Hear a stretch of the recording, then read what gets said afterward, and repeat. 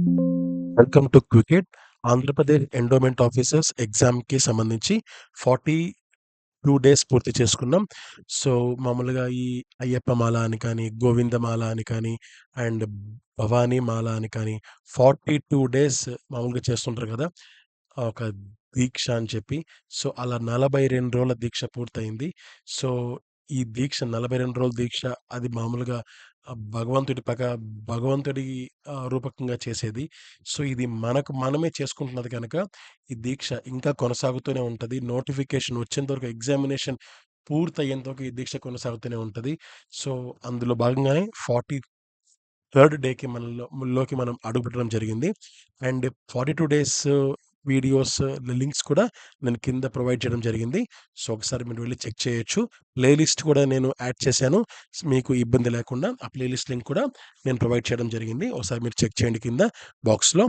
So, late చేయకుండా ఈ 43rd బిట్‌లో 43rd వీడియోలో అండ్ మరొక 40 బిట్స్‌ని మనం ఇప్పుడు చూద్దాం. అందులో ఫస్ట్ క్వెషన్ ఈ వీడియోలో ఎస్పెషల్లీ ఆహ్, 881 నుంచి 920, 920 వరకు మనం బిట్స్‌ని కవర్ చేద్దాం. Let's start. ఫస్ట్ క్వెషన్ 881 ఖ్యాతథ శ్రీ వైష్ణవులలో ఏ వివాహం నిన్ నిన్ ఏ వివాహం పూర్తిగా నిషిద్ధం? అంటే పూర్తిగా వాళ్ళు ఒప్పుకోరనమాట. ఆన్సర్ వితంతు పునర్వివాహం, తర్వాత స్వగోత్ర వివాహం. స్వగోత్ర అంటే ఒకే గోత్రం గనక ఉంటే వాళ్ళని మ్యారేజ్‌కి యాక్సెప్ట్ చేయరనమాట. సో, అంటే అమ్మాయి వాళ్ళ గోత్రం వేరే ఉండాలి. అబ్బాయి వాళ్ళ గోత్రం వేరే ఉండాలి. అలా ఇద్దరి గోత్రాలు ఒకటే ఉంటే వాళ్ళని అన్నా, చెల్లెళ్ళు అని చెప్పి వాళ్ళు ట్రీట్ చేస్తారు. సో, మాక్సిమం హిందూస్ అందరూ అలాగే ట్రీట్ చేస్తారనుకోండి. సో, స్వగోత్ర వివాహం ఇది వీళ్ళు యాక్సెప్ట్ చేయరు. నెక్స్ట్ 882 ఆదిశంకర్‌ల అభిప్రాయం ప్రకారం శివ అనగా ఏమి అంటే కల్మషం లేనివాడు. నెక్స్ట్ శివుని దేహంపై ఉన్న సర్పాల్ని ఏమంటారు అంటే భగవంతుని జీవాత్మలు అని పిలుస్తారు. 884 పరమశివుని మూడవ నేత్రం జ్ఞానానికి సూచిక. ఇది ముఖ్యమైన బిట్ అండి. మూడవ నేత్రం గురించి బిట్ వచ్చే అవకాశం ఉంది. గుర్తుపెట్టుకోండి. 885 శివధార అనగా అర్థం ఏంటి అంటే ఇష్టలింగాన్ని మెడలో వేసుకోవడానికి కట్టుకునే ఆహ్, దారము. సో, శివధార అంటే మామూలుగా మనకు నీటి ధార అంటాం గదా! సో, దానికి ఒక వాటర్ సంబంధించే మనకు ఆలోచనలుంటాయి. సో, అది వాటర్‌కి సంబంధించింది కాదు ఇక్కడ ఆన్సర్ అయితే. ఇష్టలింగాన్ని మెడలో వేసుకొని కట్టుకునే ఒక దారం అన్నమాట. సో, దాని పేరు శివధార అని పిలుస్తారు. అది బాగా గుర్తుపెట్టుకోండి. నెక్స్ట్ క్వెషన్ బ్రహ్మదేవుని యొక్క మనసు ఎవరికి ప్రతీక? ఆన్సర్ మరీచి. 887 సింధు నాగరికత ప్రజలు శివుడిని ఏ విధంగా ఆరాధించారు అంటే పశుపతి మరియు లింగమూర్తి. ఈ 2 పదాలతో వాళ్ళు ఆరాధించేవారు సింధు నాగరికత ప్రజలు. సో, ఈ బిట్టు చాలా చాలా ముఖ్యమండి. ఎందుకంటే మనకు examination point of view history ఉంది. ప్లస్ మనకు ఈ యొక్క ఇది కూడా ఈ సెకండ్ పేపర్‌లో ఇది సిలబస్ కూడా కవర్ అయింది గనక, ఈ బిట్ గనక ఇస్తే మాత్రం 2 కవర్ చేసే అవకాశం ఉంది. సో, అయితే అది పేపర్ 1 ఇది పేపర్ 2 అనుకోండి. బట్ ఇది కొంచెం ముఖ్యమైన బిట్ అని నేను అనుకుంటున్నాను. నెక్స్ట్ 888 శివుని భస్మం దేనిని సూచిస్తుంది? శుద్ధతను సూచిస్తుంది. 889 ఏ పండగ నాడు ఉత్తరాయణం మొదలవుతుంది? ఆన్సర్ సంక్రాంతి. సో, తర్వాత శివుడికి అత్యంత ప్రీతికరమైనది బిల్వ పత్రార్చన, అభిషేకం.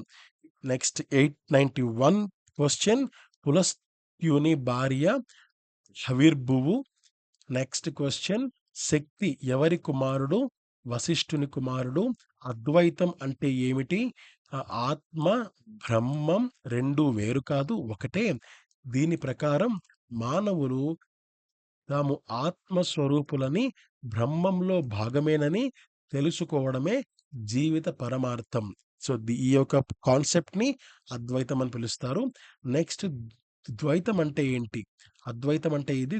ద్వైతం అంటే ఏంటంటే ఆత్మ, బ్రహ్మం, భగవంతుడు వేరు వేరు. భగవంతుడు పరమాత్మ. అంటే ఇక్కడ ఏంటంటే ఫర్ ఎగ్జాంపుల్ ఇదొక అంటే ఒక మనిషి శరీరం అనుకోండి. ఇది భగవంతుడు అనుకోండి. సో, ఇలా వేరు వేరు అంటే మనం వేరు, భగవంతుడు వేరు అంటే ఇది 894 క్వెషన్. అంటే ద్వైతం.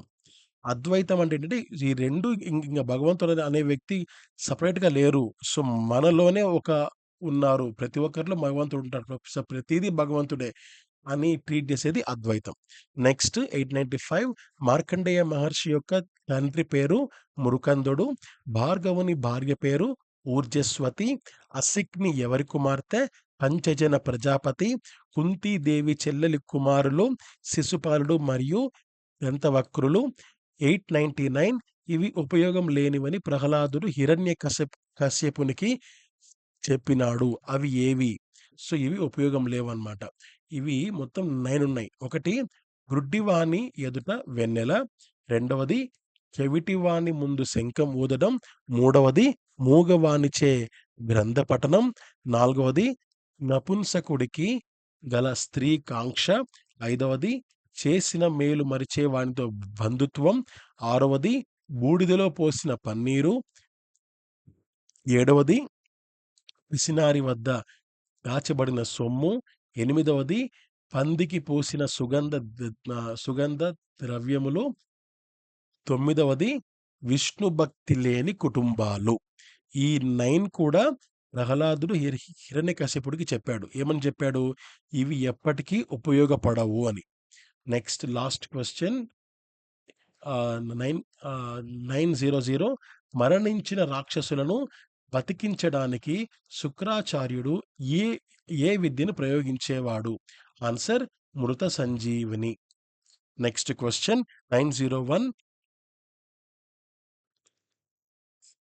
901 లక్ష్మణుని కుమారుల పేర్లు అంగదుడు, చంద్రకేతుడు. 902 సగరుని కుమారుల సంఖ్య 60,000. నెక్స్ట్ దుష్యంతుని తండ్రి పేరు రైభ్యుడు. పాండురాజు భార్యల పేర్లు కుంతి, మాద్రి. సూర్యుడి ద్వారా కుంతి కన్న బిడ్డ పేరు కర్ణుడు. 906 శ్రీకృష్ణుడి చేతిలో గుర్రం రూపమున మరణించిన రాక్షసుడు కేసి రాక్షసుడు. నెక్స్ట్ పురువంశంలోని రైభ్యునికి ఎవరు జన్మించారు? ఆన్సర్ దుష్యంతుడు. 908 బలరాముడు శరీరాన్ని ఏ విధంగా త్యజించాడు? ఆన్సర్ యోగ మార్గం. 909 నవనందులను అవమానించిన విప్రుడి పేరేంటి? ఆన్సర్ చాణుక్యుడు. 910 ఉత్తమమైన పురాణం ఏది? ఆన్సర్ భాగవతం. నెక్స్ట్ క్వెషన్ 911 తక్కువ శ్లోకాలు గల పురాణం విష్ణు పురాణం. 3000 శ్లోకాలు. ఇది చాలా ముఖ్యమైన బిట్, గుర్తుపెట్టుకోండి. తక్కువ శ్లోకాలు గల పురాణం విష్ణు పురాణం. 3000 శ్లోకాలు ఉంటాయి దీంట్లో. నెక్స్ట్ 912 భగవంతుని భుజముల నుండి ఎవరు జన్మించిరి? క్షత్రియులు. భగవంతుడి వక్ష ప్రదేశము మహర్లోకము. మహర్లోకము దేనికి సంబంధించినది? అనాహతము. జయ విజయల 3వ రాక్షస జన్మలు శిశుపాల, గ్రంథవక్తులు. యక్షులు ఎవరి భక్తులు? శివుడి భక్తులు. అగస్త్యుడు నహుషుడిని ఏమని శపించెను? పాముగా భూలోకమున జన్మించమని శపించాడు. 918 మహాభారత రచనకు వ్యాసునికి ఎంతకాలం పట్టింది? 3 సంవత్సరాలు పట్టింది. ఇంపార్టెంట్. 919 మహాభారతంలో 17వ రోజున బృహస్పతి సహకారంతో కర్ణుడు పన్నిన వ్యూహం ఏది? ఆన్సర్ బృహస్పతి వ్యూహం. 920 రుక్మిణి స్వయంవరంలో కృష్ణుని సంహరిస్తానని ప్రతిజ్ఞ చేసినది ఎవరు? ఆన్సర్ సాల్వుడు. సో, ఇంతటితో మనము 43 డేస్ కూడా పూర్తి చేసుకున్నాం. సో, ఈ రోజుతో 920కి మన యొక్క బిట్స్ కౌంట్ అనేది చేరింది. అండ్ నేను ఒక విషయం చెప్పానండి నిన్నటి వీడియోలో. అగైన్ రిపీట్ చేస్తున్నాను. సో, ఈ 920లో హాఫ్ అంటే 460 గనక ఎవరిదైనా పూర్తయ్యుంటే ఖచ్చితంగా వాళ్ళు కొన్ని వేల మంది కన్నా ఒక అడుగు ముందున్నట్టే లెక్క ప్రిపరేషన్ పరంగా. సో, ఐ హోప్ చాలామంది మీలో ఆ అడుగు ముందుకు ఏశారని అనుకుంటున్నాను.